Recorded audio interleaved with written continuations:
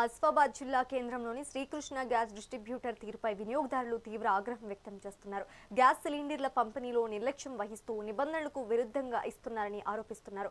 KYC లేదని, stock లేదని సాకులు చెప్తూ కస్టమర్లను ఇబ్బందులకు గురి చేయడమే కాకుండా హోమ్ డెలివరీలో తీవ్ర జాప్యం చేస్తున్నారని మండిపడుతున్నారు. మరోవైపు గ్యాస్ గోదాంలో కనీస భద్రతా ప్రమాణాలు పాటించడం లేదని, ఎక్స్పైరీ అయిన ఫైర్ సేఫ్టీ పరికరాలతో ప్రమాదాలకు పొంచి ఉన్నాయని స్థానికులు భయాందోళన వ్యక్తం చేస్తున్నారు. నిబంధనల ప్రకారం ఇవ్వాల్సిన 29 రూపాయల రాయితీని ఎగ్గొడుతున్నారని ఆరోపిస్తున్నారు.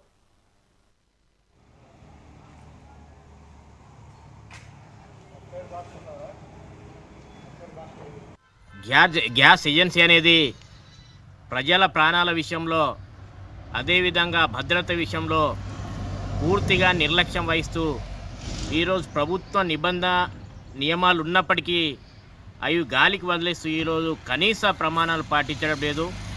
అదే సందర్భంలో ఏదైతే గ్యాస్ గోదాం కాడ పనిచేసినటువంటి సిబ్బంది ఉందో ఆ సిబ్బంది కూడా భద్రత విషయంలో ఎట్లాంటి అంటే ఏదైతే ఆ గ్యాస్ ఆ పరికరాలు ఏదైతే ఉందో ఆ పరికరాలు పూర్తి స్థాయిలో ఇక్కడ పెట్టకుండా కేవలము ఆ గ్యాస్ బుడ్డీలు పెడుతున్నామంటే పెడుతున్నట్టుగా పూర్తిగా తేదీ అయిపోయిన అటువంటి గ్యాస్ బుడ్డీలు తెచ్చి ఇక్కడ ఏదో ఉన్నదంటే ఉన్నట్టుగా మనకు కనబడుతుంది.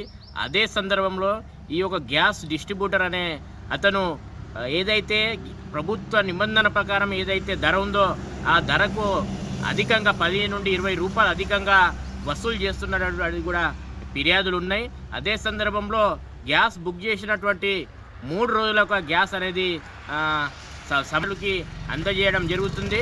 వాస్తవానికి గ్యాస్ ఎప్పుడైతే బుక్ చేస్తారో ఆ వెంటనే గ్యాస్ సంబంధిత లబ్ధిదారుకు అందజేయాలి. కానీ బుక్ చేసినటువంటి 3 రోజులకు అందజేయడం అనేది కూడా చాలా నష్టదాయకం.